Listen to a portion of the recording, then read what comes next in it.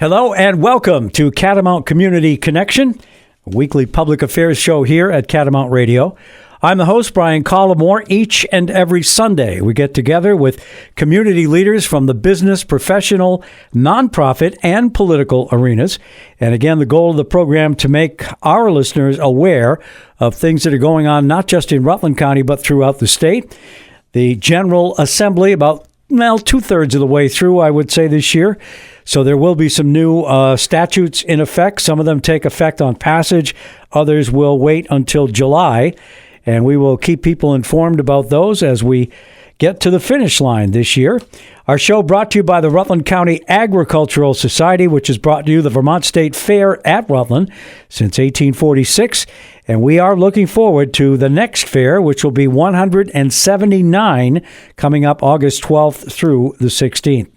Our guest today on the program is our State Treasurer, Mike Pieciak, who has been on, I think, at least once before, maybe a couple, but I know for sure one. And I want to thank him for making the trip down from, I'm assuming, further north somewhere, right? That's right, from Winooski. Winooski, okay. So, Michael, it's always good to see you. And we have a bunch of things that we can begin to talk about. Much has been said. Again, we're recording this on the 7th, so it will air on the next Sunday after that. I don't have the date. I want to say it's probably the 13th, maybe, something like that. So some of what we talk about today, hopefully, will still be legitimate. Other things will be, a week beyond that. I don't know where the tariffs are going. That is something that, I think the president is the only one that knows.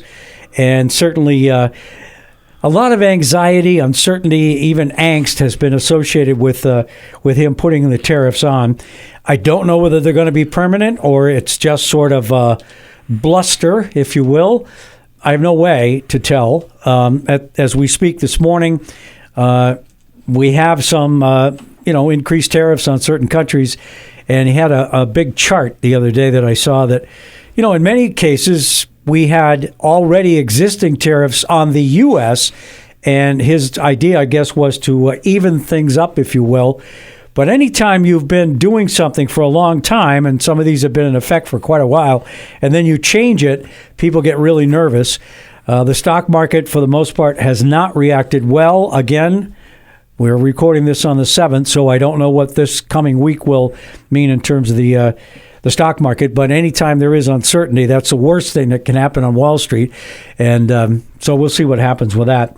But I did get some questions. The Rutland County legislative folks had a breakfast probably about 2 weeks ago now, Michael, and we talked a little bit about the Vermont Saves program, and I had some rather pointed questions brought up. So this is something that we passed last year, and it had pretty good bipartisan support. And so then people began to, sign up for it. And here's the first question I have, and I'll pose it to our treasurer. Do you think that most people today read email messages closely or think that their paycheck could be affected if they fail to sign up for an account being offered by email? And I'll just open that up that way. Yeah, well, thanks, Brian, and thanks again for having me on today. So I think maybe just to mention what Vermont Saves is, right? It's a publicly administered retirement program that, to your point, passed unanimously in the House and the Senate in 2023. It's now up and running. There are 1,000 businesses that are participating, thousands and thousands of employees. And the goal of the program is to provide a vehicle for people to save for their future, save for their retirement. So many Americans, so many Vermonters don't have anything saved for retirement. They're on track to have a much lower standard of living than when they're working. They're not on track to have a dignified retirement. That's bad for that person, obviously. It's bad for the state because they're going to be requiring to take state benefits and federal benefits to just get by. And we want people not to be just getting by in their golden years. So it is shown that if you have a retirement account offered through your employer, you're 15 times more likely to save. That's obviously a really good thing. We wanted to be able to provide that to employers at no cost, which Vermont Saves does. And when you think about the universe of employers that are required to participate in Vermont Saves, it's businesses that have 5 or more employees who don't offer retirement currently. So there's small businesses, small nonprofits, folks that may want to offer retirement, but they just can't afford to do it. So this is providing a zero expense option for them. And if you think about that segment of the workforce that doesn't have access to retirement, they are the lowest wage earners, lower educated, more women than men, more young people. So it's the exact population we want to be lifting up and finding tools to help them succeed. And that's what, Vermont Saves is designed to do. In terms of how we do the outreach for individuals, there's a whole onboarding series of emails or letters, depending on how that person, wants to receive information. There's information, letter or email about the program, sort of very high level, pointed information about what this is, what they need to do to sign up for it, that it will be automatic if they don't opt out of it. Another email that's very similar to that comes a couple of weeks later.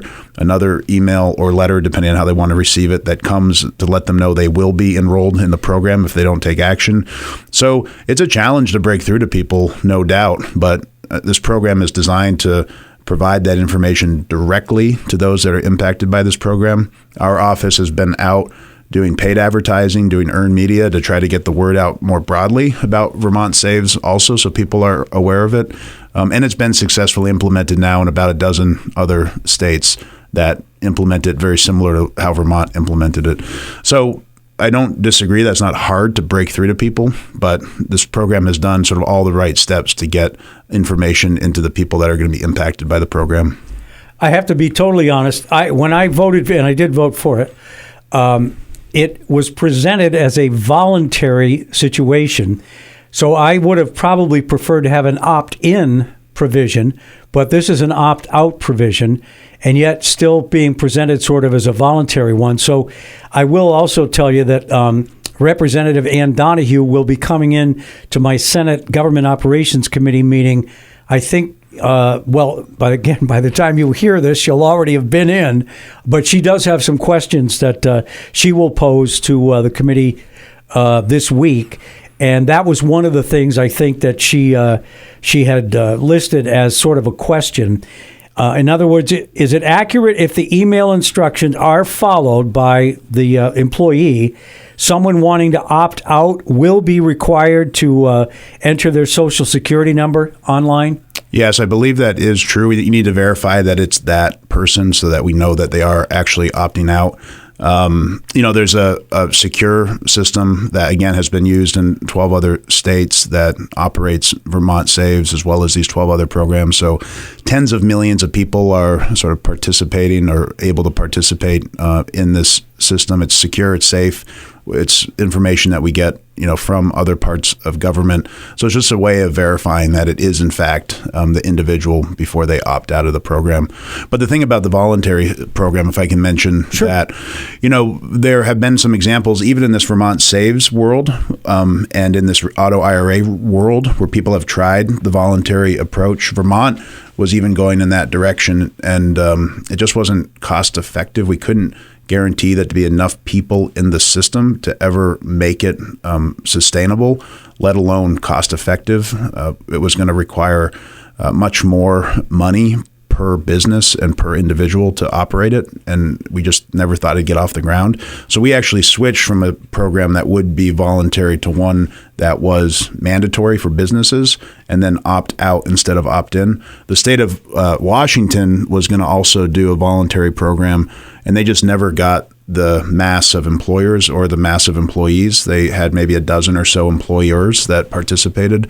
So these voluntary programs, they don't have really much track record of success across the country.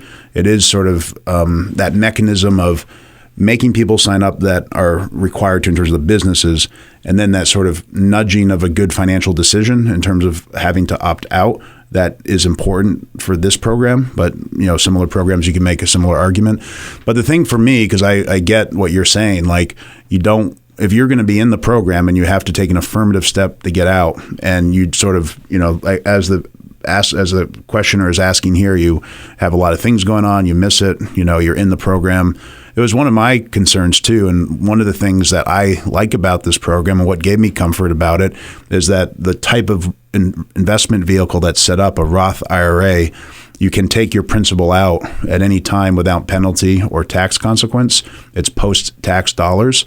So even if you're in the program and it's been a couple of months and you're like, boy, I didn't realize I was in the program, you always have access to your money. It's your money. We're just putting it into this retirement vehicle for you. So you're not, you're not any worse for the wear, if you will. And we also put it into a money market account for a 30-day period so that people have time to realize I'm in this new program. Do I want to stay in this program? And your money is sort of in a secure investment until you've had the opportunity to even make that decision after all of the email notifications and time period that it takes to set up your account, this 30-day waiting period, and all this. Even after all of that, there's still this sort of period of time where your money's put into a money market account so that you have the actual experience of money coming out of your paycheck being put into your Roth IRA, and you can sort of come back and say, I want to opt out. What is this? And you can do that at any time. There's not like a one-time opt-out. You can opt out at any time. Okay. We're talking to Mike Pieciak, who is the state treasurer for the state of Vermont, and you've very expertly anticipated the other question that this person had, and then we'll move on to some other things. Did you consider whether it would be best if all, this person uses the word targeted employees, received a direct mail letter from the treasurer's office explaining the program and explaining directly that failing to act would result in an automatic payroll deduction into an investment account? You just answered that. So you are communicating both by letter or email, depending on how that person chooses to receive it. And the opt-out is there. It isn't a one-time decision that you're locked in for the rest of your life. Yeah, that's important too. I mean, you can opt out any day, but what the data shows is that it's sort of inertia, right? If you're not saving, then it's hard for you to sort of get into the saving track. And once you are saving, then people sort of stay saving and investing, and that's a good thing. So this program is sort of designed to get you from that inertia of not saving into a mode of saving, and then people sort of generally, if they can make sure it works for their household budget, they'll stay in that track and put money aside and invest it, and they'll be growing for a much more secure retirement. Yeah, I heard somebody mention it actually had to do with the tariff situation, but short-term pain for long-term gain. Yeah. And I think you could maybe apply that aptly to the Vermont Saves program. So, okay, hopefully that answers the questions, and we'll move on to some other things. We did start talking about the tariffs. And again, it's a federal issue. It would that I could tap President Trump on the shoulder and say, "Hey, I'm not sure this is really working that well," but I can't. But it does affect Vermont. It affects everybody at some point. It's going to mean, depending on whether you choose to go out and try to find a brand new vehicle to drive or even a used one. Even a used vehicle, yeah. It's going to be costly. And I guess the question is it going to work? And I don't know who knows that answer. Yeah, well, you mentioned the question at the beginning about what's the strategy, right? And I guess that's sort of the first question, like what's the strategy behind the tariffs? Yep. And it's hard to answer that question because on the one hand, you hear statements from the White House saying these are permanent tariffs, they're going to be in place forever. And then you hear others suggesting that it's a negotiation tactic, right? And even in the sort of what's the outcome of the tariffs, you hear that talked a lot about the White House or people around the White House. And they'll say this will bring back U.S. manufacturing. Mm-hmm. And then on the other hand, they'll say this will raise, $15 trillion, whatever the number is, in revenue over the next 10 years. And both of those things can't be true. Either you're bringing back U.S. manufacturing and people are buying U.S. products, and therefore you're not really earning much from the tariffs, or you're earning a lot from the tariffs and U.S. manufacturing isn't coming back. So there's been a lot of mixed messages and trying to sort of have it both ways. I think what every economist that is credible has been saying is that this is something that's going to increase prices for consumers ultimately when you cut sort of through everything. We did an estimate in our office based on some research done at the Yale Budget Lab, which is a nonpartisan think tank that's out of Yale University, that $800 per household will be the estimated increase if the tariffs stay in place permanently, and that's an annual increase. So that's over $1 billion of cost for Vermonters. And if you think about that, I mean, property taxes went up last year. If you aggregate how much of an increase it was about $200 million. So you're talking about $1 billion of additional cost going to the federal government. So basically, it is a tax. I mean, it's a sales tax that now consumers are going to be paying. Those costs are going to the federal government for revenue. And the question about what are they going to do with that revenue is an open question as well. But unfortunately, consumers get it on both ends. If they are invested in a program like Vermont Saves or some other kind of investment vehicle, they're losing a lot of returns right now. Trillions and trillions of dollars of value has left the stock market just in the last few days. And on the other side, they're going to be faced with price pressures. Prices are going up. Things are going to be harder to purchase. It's going to be more of a squeeze on their household budget, and it's going to be an affordability issue. So it's really hard to see that being good for consumers, working people anytime soon, if ever at all. And the reason that I am very suspect about these tariffs, among a lot of different reasons, but if the goal is to bring U.S. manufacturing back, I think there are two issues with that premise. One is there are some things that, to have a trade deficit with every single, or not to have one with every single country, which seems to be one of the goals. There's some things that are, we don't need to necessarily make in the United States. We want to focus on things that have high value. We also want to focus on services that we provide. Those things in the service industry, we don't have a trade deficit with much of the world. We are providing services and we're earning larger dollars. More money is coming into the country. So this idea that we want to make sort of things that are cheap and inexpensive in our country, that's not really a good thing to be focused on for your economy. You want to be really focused on these high value things, which the U.S. economy and manufacturing is. So there's that point. But then the other point is, if you're a business owner and you're sort of watching this sort of chaotic trade war evolving, devolving, are you going to put $1 billion into building a new manufacturing facility because you're confident these tariffs are going to be around for the next 4 years? And even for the next president, like it's not something that's going to motivate people and take them off of the sidelines to invest in the United States, because it is so uncertain and it is so chaotic. So I don't think you can achieve these goals that you're trying to achieve with this policy. There's other ways of doing it. Tariffs can work in certain circumstances when other countries are engaging in unfair trade practices, but the attempt that the president has moved forward with has been tried in the early 20th century, and it resulted in, exactly what we're talking about, a deepening recession. In that case, it was a deepening depression, and rising costs, rising inflation for consumers. The other thing I seem to be able to understand, and I'm trying my best, it also assumes that the natural resources that might have to be available for us to avoid, being in a deficit to anybody, they don't exist. That's a good point. Yeah, we don't have the natural resources other places in the world do, and it would be very, I don't even if costly is the right. It'd be almost impossible, right? If you're talking about mineral deposits and that kind of thing to be able to do that. Just think about something that everybody does almost every day of their life, which is grab a cup of coffee. I mean, there's only one place in the entire United States and Hawaii where coffee can even be grown. Mostly coffee is grown outside of the United States. So it's an example of something we can't really produce and sell. Like, we are a purchaser of that product, and that means those prices will go up, and there's no ability to offset it in any way. Well, in many ways, and again, I support a lot of what the new administration is doing in terms of finding inefficiencies in government and maybe reallocating those funds somewhere else. But in many ways, it seems to me we're kind of like showing our bicep to the other countries in the world.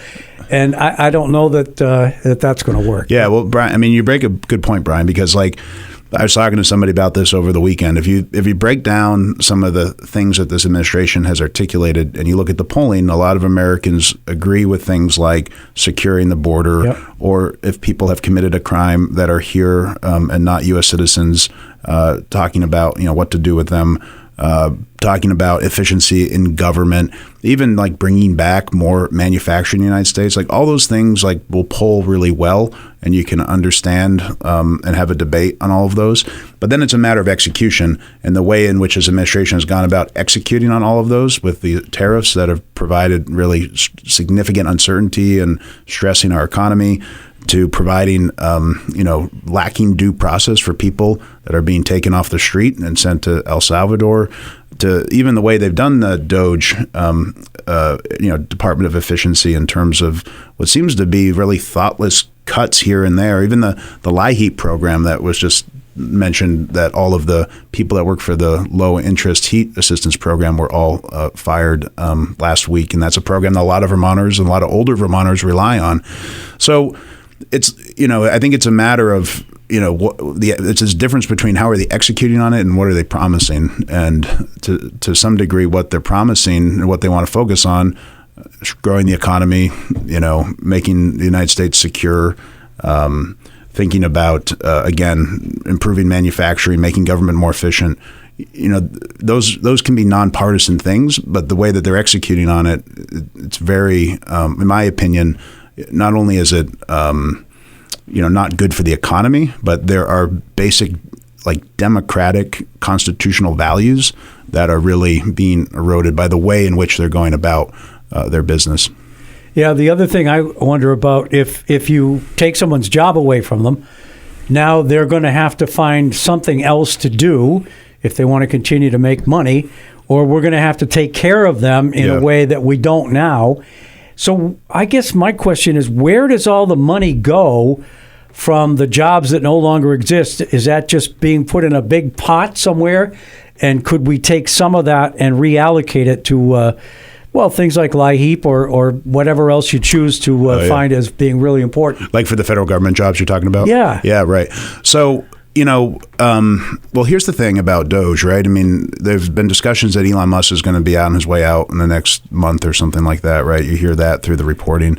And let's say a month from now he's out. So you look back at the tenure and you say, well, what did they accomplish? And, the way they went about doing this, many of the cuts they made have been reversed from courts that have said, you didn't follow the appropriate process. What you did was illegal. There were protections in place for the people that you fired, union contractual protections in place. So a lot of it is being undone. So it's not even really permanent or, again, done in a thoughtful way to achieve long-term savings. And then the other challenge is when you look at just like in Vermont, but you look at a department that runs a program, like the people are not the big part of the program. It's Medicaid. It's really what you're spending on the program. So the savings that they're able to achieve just by looking at the federal workforce itself is relatively de minimis. So I guess my point is twofold. One, the way they went about trying to get these efficiencies, they've been tangled up in all these lawsuits. A lot of it's being reversed anyway. And then even focusing on cutting the workforce, that only can get you so far if you're trying to find savings. It's really, and it's the reason that I think they are sort of tripping over themselves. We spend a lot of money on military, and we spend a lot of money on Social Security, Medicare, and Medicaid, and nobody really wants to touch those four things. So that you get into a really tight spot when you're only talking about cutting and not also the other part of the equation, which is revenue. Like, how are you going to what revenues are you going to bring in to fund the federal government? So if you're trying to have a big tax cut and those big four things are kind of off the table, or maybe they're not because there has been a bill to cut Medicaid, and they are talking about Social Security in a different way than I've heard past administrations talk about it, then how are you going to achieve that and balance it out at the end of the day? And it's really hard to do by just focusing on federal employees. But to your point, even if they did have savings on federal employees, you want the Congress, you want the Senate, the legislature to say, okay, we're going to reappropriate that money to some other program. And they're attempting to sort of run roughshod over the appropriation authority and put money in different places, which is something I think Congress needs to address. We're talking to Mike Pieciak, who is the state treasurer for Vermont. We'll take our first break now on Catamount Community Connection, and we'll be right back with Mike in just a second.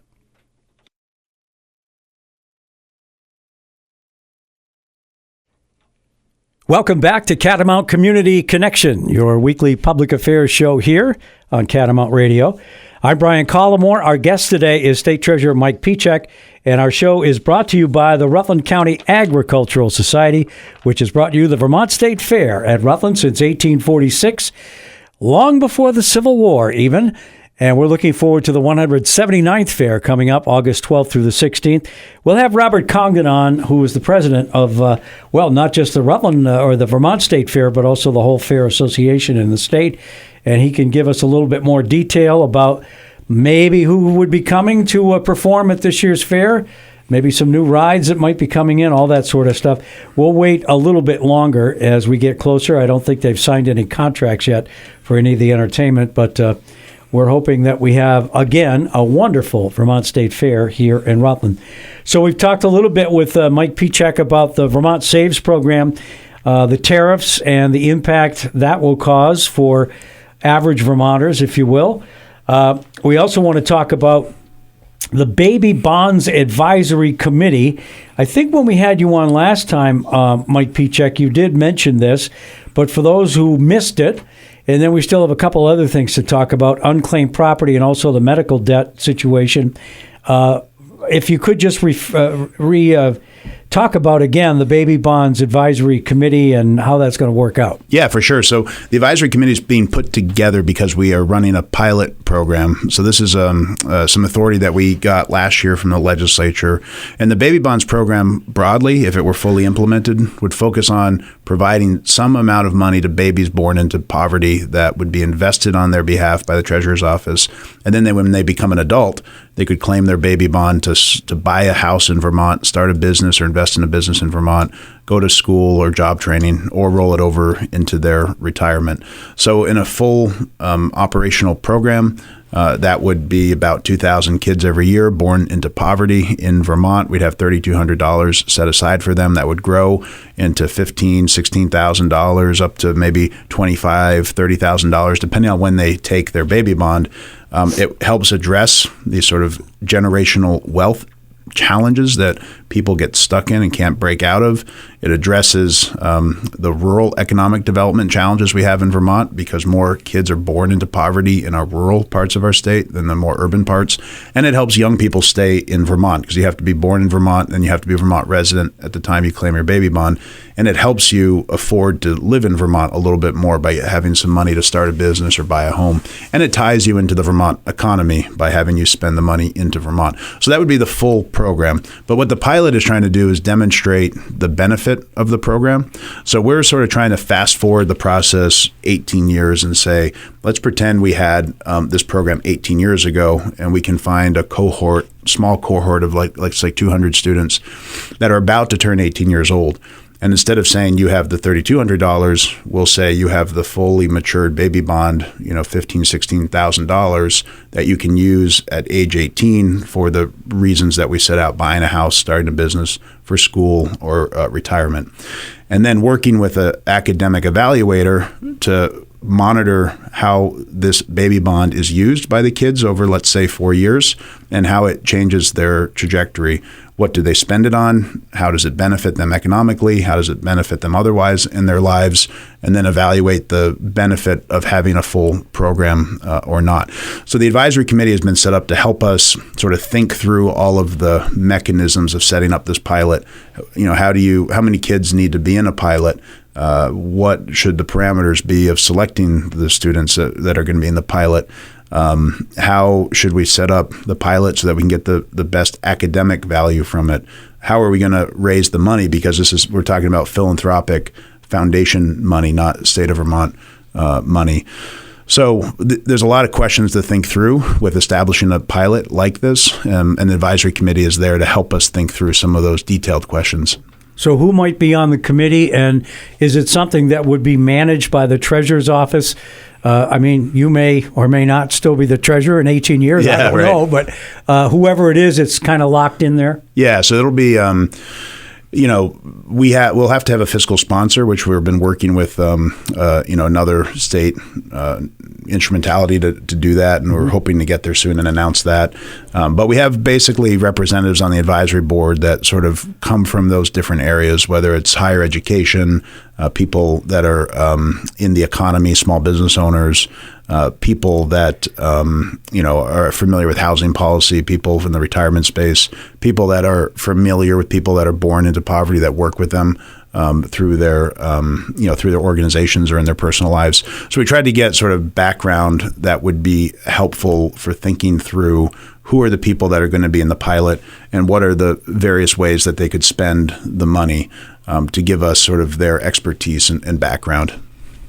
Okay, well, that sounds good. I assume we'll take advantage of the compound interest sort of provision that still exists, as far as I know, in our financial institutions too, right? Yeah, exactly right. Now, that's the thing about the full program is when you start it and then you wait 18 years, your $3,200 turns into the $15,000 or $16,000, like I mentioned. But on a cumulative basis, like your $6 million that the state is putting in turns into $23 or $24 million at the time that that class of babies become 18 years old.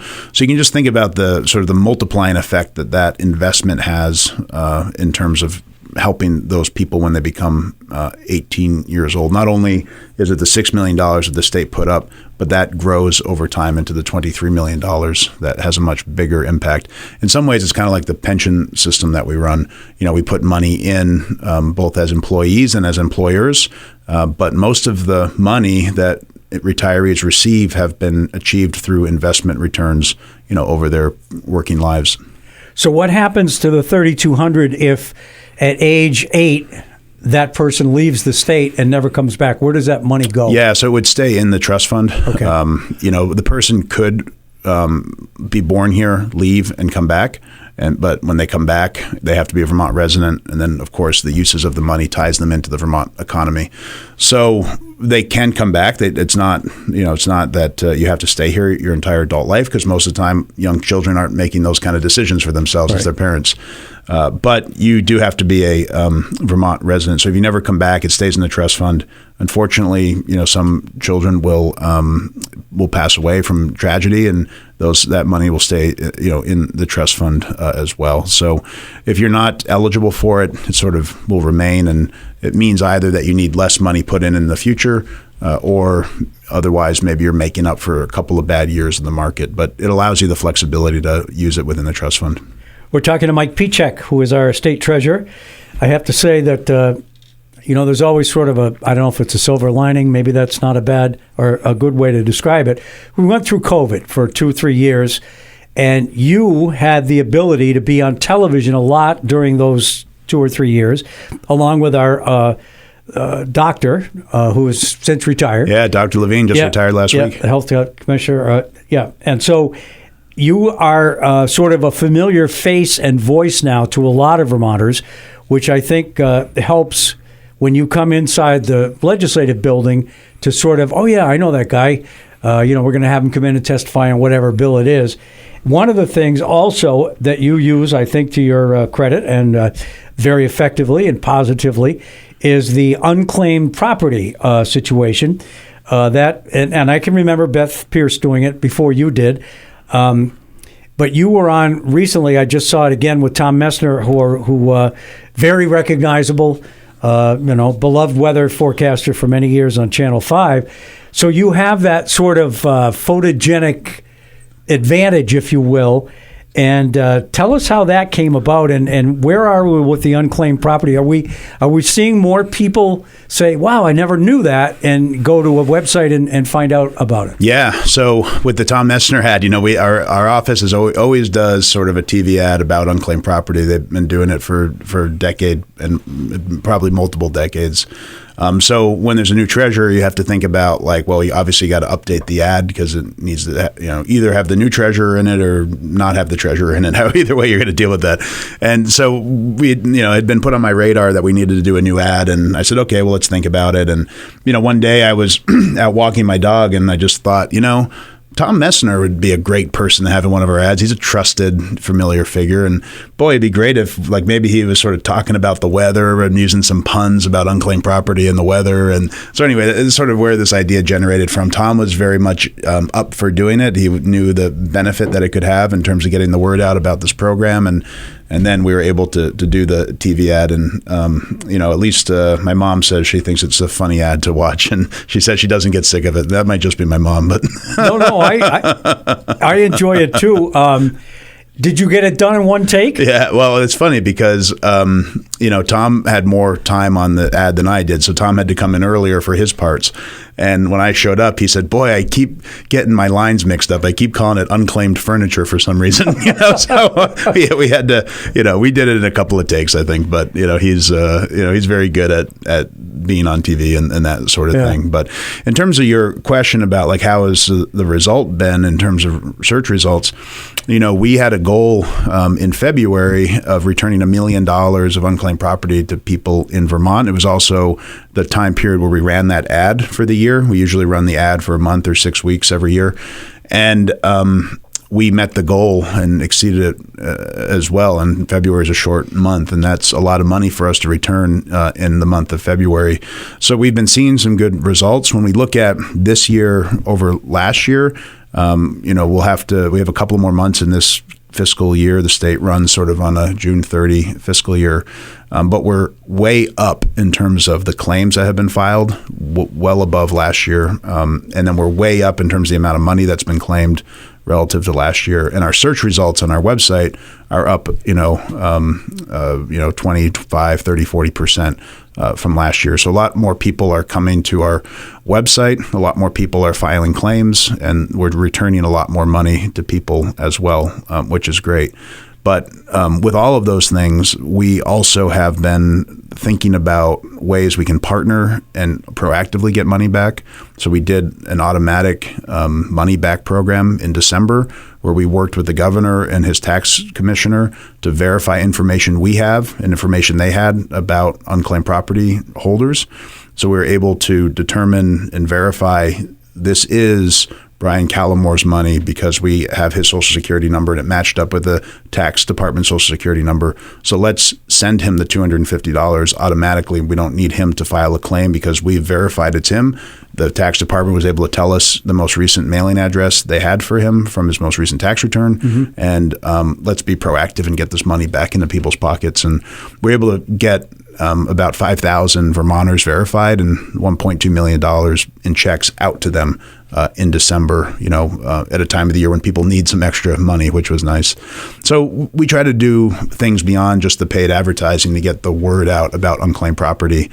For those that may be unfamiliar with it, if you had a missing paycheck, you moved, you had your last day of your job and you moved from Rutland up to Burlington and your employer didn't have your address and you never got that paycheck, eventually the employer is required to turn it over to our office. And then we have the database that maintains all the information. You can search our website, missingmoney.com. We can either be sort of we can sit back and let you search the website, or we can be proactive and try to get it back to you. But things like your last paycheck, a deposit, a security deposit that maybe you had, a life insurance policy, a savings account that you forgot about, an investment account you forgot about, all these things are turned over to the treasurer's office after a few years for the businesses that are holding the money. And it's a consumer protection item really at the core because somebody's holding your money. It's not their money, it's your money, but a business might merge, it might go out of business, it might, get a new CFO who they might change their accounting practices, they might get lost in the shuffle, so we want them to turn it over to the treasurer's office where we can keep it safe, and we have a whole system in place to try to highlight that it exists and get it back to you as well. So it sounds like it's working, and thanks to you and Tom Messner, we'll continue to see it, I guess. Is there a minimum amount that you, I don't want to say, consider kind of a waste of time to send somebody a check for 2 cents, and also a maximum? Yeah. So on the minimum, when we did our automatic program, it does cost us a few dollars to print a check. Let's call it $4. So we want to be mindful of, like, if we're going to send the checks out, we want it to be enough money that someone's going to cash it. So we have landed at about $100 to $500 was the most recent sort of window when we did the cashback program. Okay. I think we could go down to $50. Obviously, some people might run out and cash a $5 check immediately. It's all sort of person dependent, but we try to, on the grand scale of things, try to have it be a large enough amount that we're going to go through the process of printing the checks and mailing them that we know people are going to cash them. Now, in terms of an individual wanting their money, so this is this automatic program that we did, but separate from that, if you have a penny, you can claim it and we'll send you a penny, check for a penny. It's your money. You can always claim it. On the higher side, we have, had claims. So usually through estates, there's been a life insurance policy or multiple life insurance policies, but, in the hundreds and hundreds of thousands of dollars. We had a story from last year at town meeting that I mentioned, last week to somebody, but I was down in Putney for the town meeting in March of 2024. And I was looking through the Putney list because I usually bring the list with me if we go to an event like that and mention unclaimed property and ask people to look through the list to see if they're there. And I saw this person had $38,000. I said, well, that's a lot of money. And I think it was the highest claim in Putney. And I asked my dad if he knew him because I was home. I grew up down in Brattleboro. And he said, oh, yeah, I've been doing his taxes for like 40 years, So I said, well, can you make sure, can you verify this is his address tomorrow morning? This is the address I have. And he verified it. And I said, okay. And I looked it up, to just verify it myself through some means that we have. And so I called him the next morning and his daughter picked up and I said, hey, it's the treasurer. I'm in Putney today for the town meeting. I have this unclaimed property list. I noticed your dad has $38,000 and wanted you to know that. And we'd like to get it back to you. And they said, okay, and I gave them the information and they had sort of like a family meeting with the siblings. And, there was this one sibling that didn't live in Vermont. And he's like, oh, this is a total scam. There's no way this is real. The treasurer doesn't call you to give his money back to you. And there's 3 sisters that lived in Vermont were like, no, it's real. We know this person. And so once they verified that it was legitimate, we were able to figure it out and get them the $38,000 back. And there was certainly a big number. It's a lot of money to get back to somebody. But what was even more powerful was a month later, one of the daughters wrote me and said, we didn't know about this money. We wouldn't have looked for it. Because we have it, our dad, who's 98 years old, can stay in his house for another year. So it really can have quite an impact on an individual, on a family. So it's why we work so hard to push the money out, because it's better in Vermonters' pockets than sitting in our bank account. It's a great example of how different Vermont is. I'm sure there are other great states that share this feature, but we had the Chief Justice of the Vermont Supreme Court show up in the cafeteria every Friday for about 8 weeks at the beginning of this session, and you literally could just walk over with your cup of coffee, sit down, and ask him questions. Yeah. That doesn't happen everywhere. The governor, who makes I don't know about daily, but at least appearances in the State House every couple days, maybe. Also, when he's walking along, you'll see the school tours go through wherever they're from. Let's say they're from Dummerston, to use Windham County as an example. And you'll hear the kids every now and say, oh, wow, that's the governor. And to his credit, he usually stops and at least engages them to some degree. And so, you're, to have somebody from out of state say, it's a scam. Yeah, exactly. The state treasurer would never actually. We're just like people, like everybody else. And it's always made me feel pretty different about. Government's very accessible in Vermont. It sure is. Yeah. All right, we need to take our second break. When we come back, we're going to talk a little bit about medical debt and then anything else that our treasurer, Mike Pieciak, wants to bring up. So let's take our second break here on Catamount Community Connection, and we'll be right back.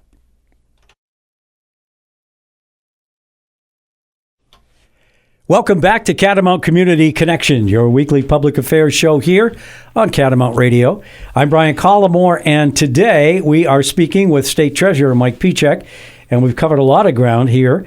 One of the things that came up at the early part of the session is a so-called medical debt issue. We had a recent news conference about that, and I was there and stood next to you, as a matter of fact, Mike. Can you explain a little bit about this and how this is going to work for people that have managed to accumulate medical debt and really find themselves in quite a rut and unable to get out of it? Yeah, for sure. I mean, it's really easy to do, unfortunately, to accumulate medical debt. So it's the number one cause of bankruptcy, personal bankruptcy in the United States, is medical bills, medical debt. In Vermont, we have some of the highest costs of healthcare in the country, and we don't have the highest median wage in the country. So we have this gap between what Vermonters are earning and what they're paying for with healthcare. And even if you're insured, which a lot of Vermonters are, there's a growing number of people that are in this sort of underinsured category. So you have a really large deductible, annual deductible, $10,000 to meet, or you have big copays, or you have big copays with your pharmaceuticals. So you're paying out of pocket for a lot of things. So even if you have insurance, people can end up in medical debt. And we're seeing that across the country. We're seeing that in Vermont, where we estimate 1 in 10 Vermonters adults have medical debt here in our state. So what is, what can we do about it? I mean, we looked around a couple of years ago and noticed that a couple of states and then some cities had been partnering up with this entity called Undo Medical Debt. It's a nonprofit who works to forgive medical debt. They negotiate with hospitals, with providers. They purchase medical debt that's older, medical debt that's sort of gone through the collections process but has not been paid on. So it's like 18 months to 7 years old. It's older debt for moderate and low income individuals. And they were able to achieve a lot of success buying the debt for literally a penny on the dollar. So when they buy $100 of debt, they're paying $1 for it. It's a penny on the dollar. So we were really intrigued by that, because that means that you can have a pretty big impact without actually having it cost a lot of money. And we talked to some of the other states that had partnered with Undo Medical Debt to see how it was going, how operationally it worked, how administratively it worked. And everybody that I talked to said it's a really good program. It's really helping people in our state. It didn't require us to hire any additional people. It's really sort of efficient and effective. And it made us really interested to design a program for Vermont that we did end up proposing at the beginning of the session. So in Vermont, what the proposal is that we would be able to eliminate $100 million of medical debt for Vermonters that are moderate and low income, so 400% of the poverty threshold or below. And we're able to do that with a one-time $1 million investment. So one-time $1 million investment to eliminate $100 million of medical debt. So what will that do for people? How will that help them? There's a financial piece, right? Like, you are a Vermonter faced with, $25,000 of medical debt. You might have that on your credit report. It might be impacting your credit score. Even if it's not impacting your credit score, it may be impacting your ability to get credit at all from a bank or a credit union. So it can be impacting you financially. You're not able to get a loan, or if you do get a loan, you're paying more in interest rate because you have this medical debt. On the flip side, on the health side, if you have medical debt, you're more likely to avoid going and getting care. And when you don't get the care that you need and when you need it, it's a worse health outcome, and it costs more to treat the person.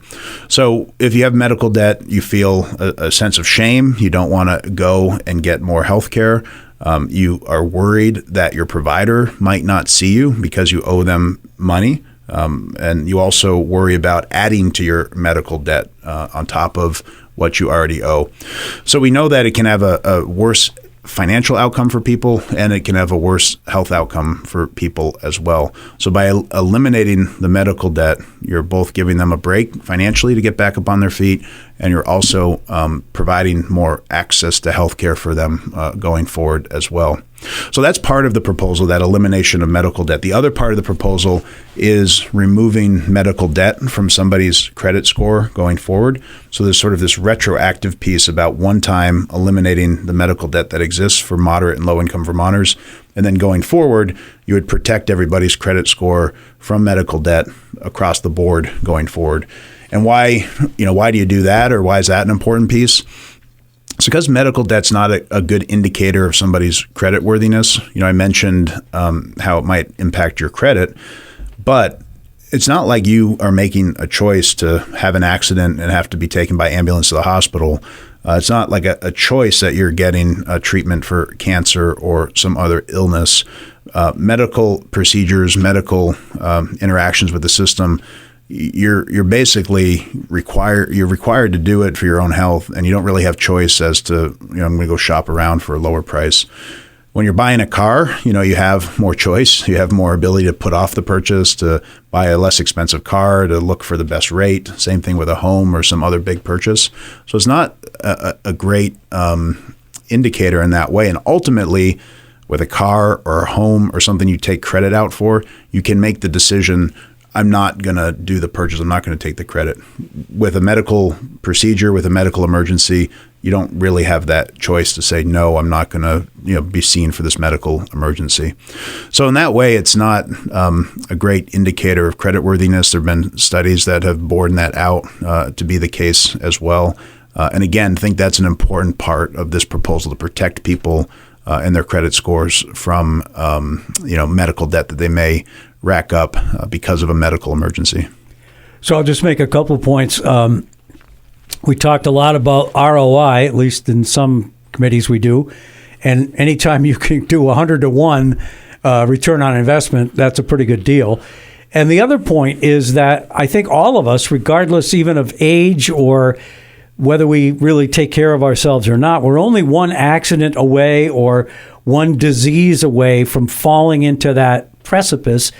And unless you've got literally hundreds of thousands of dollars that you can afford to spend on medical care, you run the risk of, if you're in a head-on collision at 50 miles an hour, you're going to have a pretty hefty bill.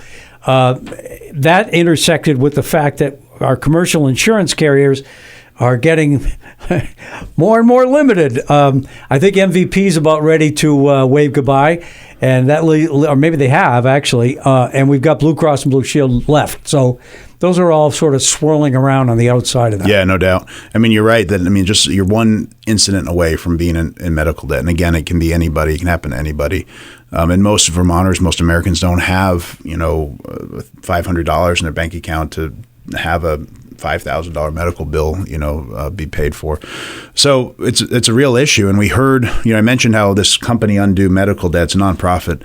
They have done this philanthropic work across the country. There are actually a number of Vermonters that have had their medical debt forgiven by them in the past.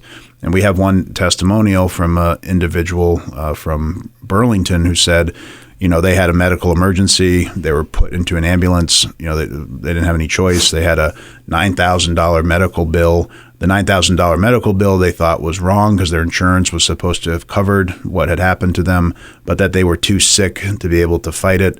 And then when they got better, they just sort of said, it's their mistake. I'm not paying it. And then they describe how it almost prevented them from getting a house. And then all of a sudden, they get this letter that their debt's forgiven, and she said she was having her baby the next week, and it was like two, sort of double miracles, if you will. So it can be this can be really impactful for people, medical debt, and equally impactful to eliminate and forgive it, and also protect, their financial status going forward as well.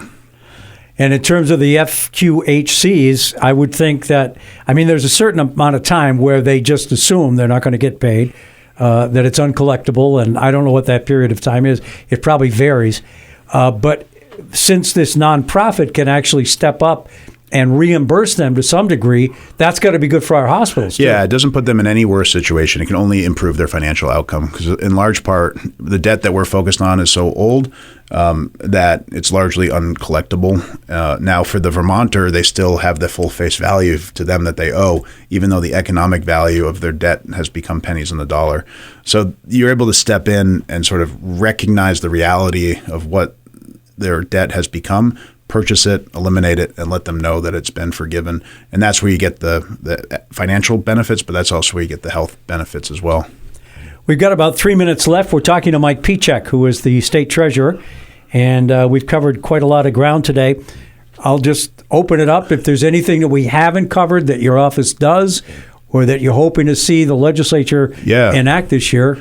Well, one thing that'd be good to update on is our program we announced in the fall last year, Roofs Over Rutland, which was a specific investment from our office through the Heritage Family Credit Union into the city of Rutland. And the goal there was to bring down the cost of building housing. We were providing low-cost capital, about $8 million. Heritage Family Credit Union was doing the underwriting, doing the administration of selecting the loans and administering the loans. And then the city of Rutland was, executing on their vision of building more homes in the city of Rutland. So that program has been going well. They have $6.5 million in the pipeline, so it's almost fully exhausted and committed. They expect it to be in the not too distant future fully committed.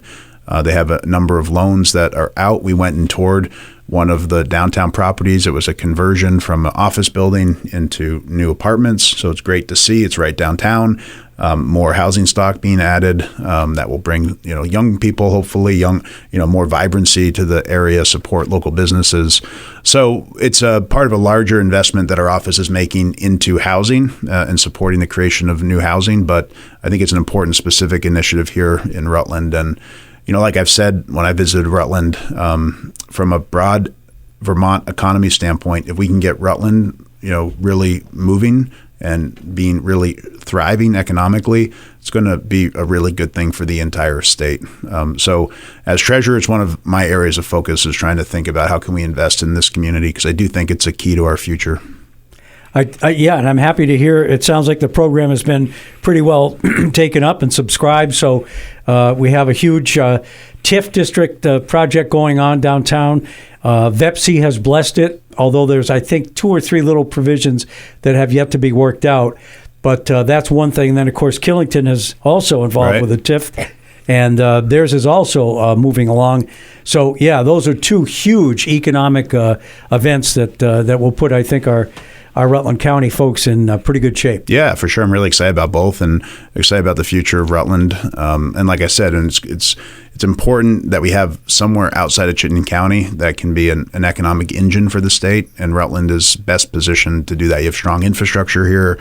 You have a good foundational economy. You have some important parts like a great hospital. You have an educational institution not far away. So you have a lot of the ingredients, and we just need to make sure we're putting them together and from a state perspective supporting as best we can.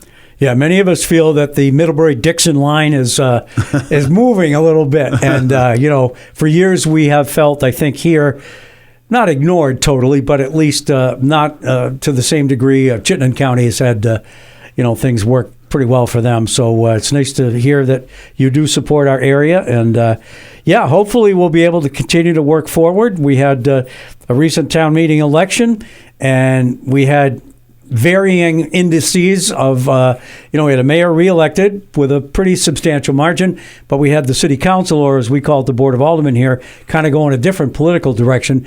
And that's not necessarily bad. I think they'll work together and, much like we hope the Vermont General Assembly does. Yes. And work to, make it better for everybody. Yeah, for sure. I know talking to the mayor, he's always interested in working with whomever's on the board, and he's a kind of a guy that can work with anybody. So I'm sure he'll keep up, executing on his vision down here and working well with the board of aldermen and with the community members as well.